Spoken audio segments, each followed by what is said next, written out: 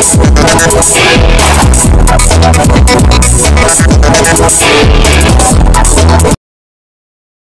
Malhar news चॅनलच्या सर्व प्रेक्षकांना सपना चौधरीचा नमस्कार। मराठा समाजासाठी मुख्यमंत्री देवेंद्र फडणवीस यांचे ऐतिहासिक योगदान, विजय चौधरी यांची उद्धव ठाकरे व शरद पवार यांच्यावर तीव्र टीका।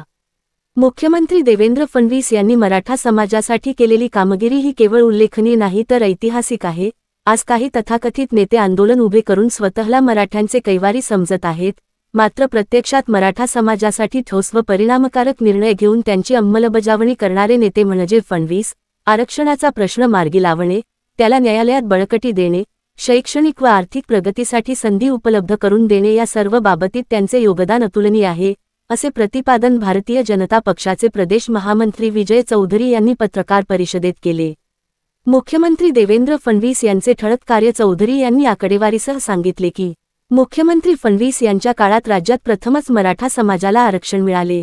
हे आरक्षण न्यायालयीन पातळीवर टिकवले गेले। सरकारमध्ये असताना सर्वोच्च न्यायालयात ठाम बाजू मांडली।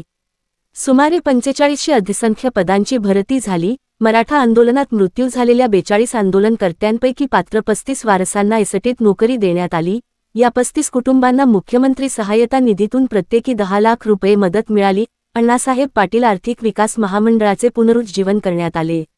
यामार्फत 1 लाखांहून अधिक उद्योजक घडले व 8320 कोटी रुपयांचे कर्ज वितरित झाले।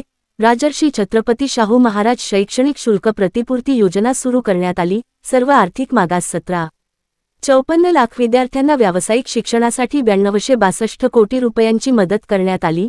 सारथी राष्ट्रीय अधिछात्रवृत्ती योजनेतून यूपीएससी परीक्षेत 51 उमेदवार यशस्वी, 12 IAS, 18 IPS, 8 IRS, 1 IFS व 12 इतर सेवा।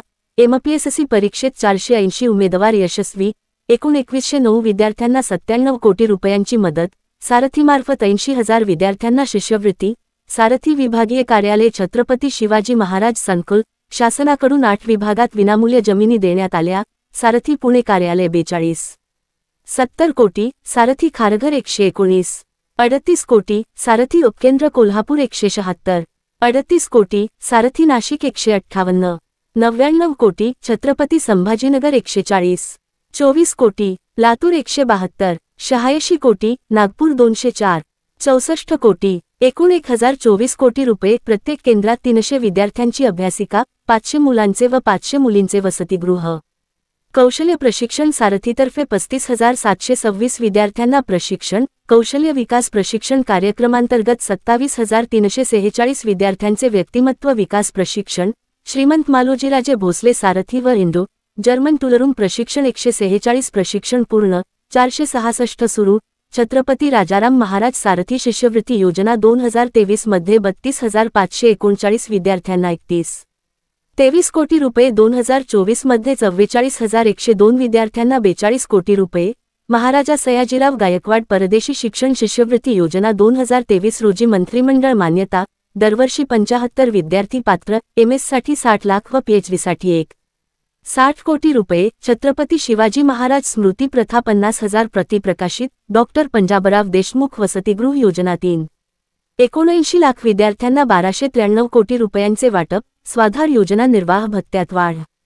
महानगर 60,000 रुपये, विभागीय मुख्यालय 51,000 रुपये, जिल्हा ठिकाण 43,000 रुपये, तालुका ठिकाण 38,000 रुपये।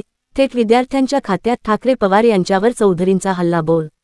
पत्रकार परिषदेत चौधरी म्हणाले की मराठा समाजाच्या भविष्यासाठी एवढे व्यापक निर्णय घेणारे मुख्यमंत्री म्हणजे देवेंद्र फडणवीस। शिवबाठाचे प्रमुख उद्धव ठाकरे आणि राष्ट्रवादीचे ज्येष्ठ नेते शरद पवार यांच्यावर जोरदार टीका करताना मराठा आरक्षण टिकवण्यासाठी कोणताही प्रामाणिक प्रयत्न केला नाही, उलट आरक्षण न्यायालयात टिकू नये यासाठीच त्यांनी हालचाली केल्या।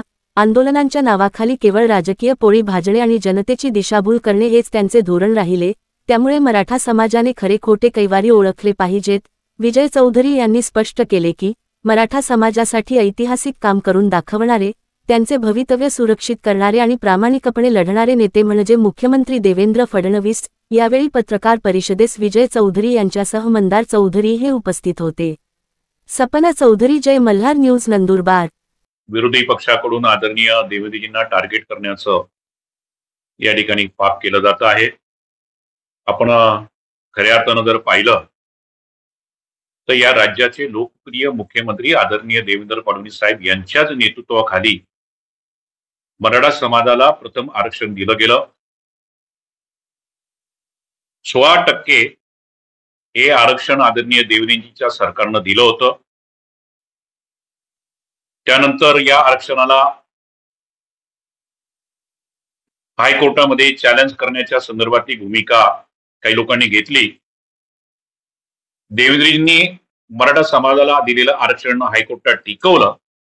नंतर महाविकास आघाडीचं सरकार आलं. त्यावेळेस सुप्रीम कोर्टामध्ये ते आरक्षण टिकवण्याच्या संदर्भातली भूमिका ही उद्धवजी, शरद पवार आणि काँग्रेसच्या नेत्यांची होती, त्या पक्षाची होती. मात्र त्याकडे सपशेल त्यांनी दुर्लक्ष केलं. कोर्टामध्ये आवश्यक ती बाजू मांडायला पाहिजे होती, ती मांडली गेली नाही. माननीय न्यायालयानं देखील वारंवार सरकारला आवश्यक ती माहिती आणि आवश्यक ती बाजू मांडण्याच्या संदर्भात वेळ दिला, तरी देखील त्यांनी योग्य बाजू न मांडल्यामुळे ते आरक्षण त्या ठिकाणी रद्दबातल झालं. खऱ्या अर्थानं आदरणीय देवेंद्र फडणवीस साहेबांनी सारखी योजना मराठा समाजासाठी पुनर्जीवित केली. अण्णासाहेब आर्थिक विकास महामंडळाची स्थापना करून मराठा समाजासाठी व्यापक स्वरूपाच्या या ठिकाणी योजना सुरू केल्या. त्याचा मोठ्या प्रमाणामध्ये मराठा समाजाला लाभ होत आहे हे निश्चितपणाने या ठिकाणी सांगतो. आणि खऱ्या अर्थानं मराठा समाजाचे तारणहार, ओबीसी समाजाचे तारणहार जर कोणी असतील तर या राज्याचे मुख्यमंत्री आदरणीय देवेंद्र फडणवीस साहेब आहेत. आणि मारक कोणी असतील तर ते शरद पवार, उद्धवजी आणि काँग्रेस पार्टी आहे हे निश्चितपणाने या ठिकाणी मी नमूद करतो. हे बघा, हे खरं आहे की राज्यामध्ये सर्वाधिक कुठल्या समाजाचे मुख्यमंत्री झाले तर ते मराठा समाजाचे झालेत. स्वतः खुद दस्तूर शरद पवार साहेब हे 4 वेळा या राज्याचे मुख्यमंत्री होते. त्यांच्या मंत्रिमंडळामध्ये शालिनीताई पाटील यांनी मराठा समाजाला आरक्षण दिलं पाहिजे अशा प्रकारची मागणी केली. त्यावेळेस शरद पवार साहेबांनी त्यांना मंत्रिमंडळातून हकालपट्टी केलेली आहे. हे देखील महाराष्ट्राची जनता आणि विशेषतः मराठा समाज समजून आहे.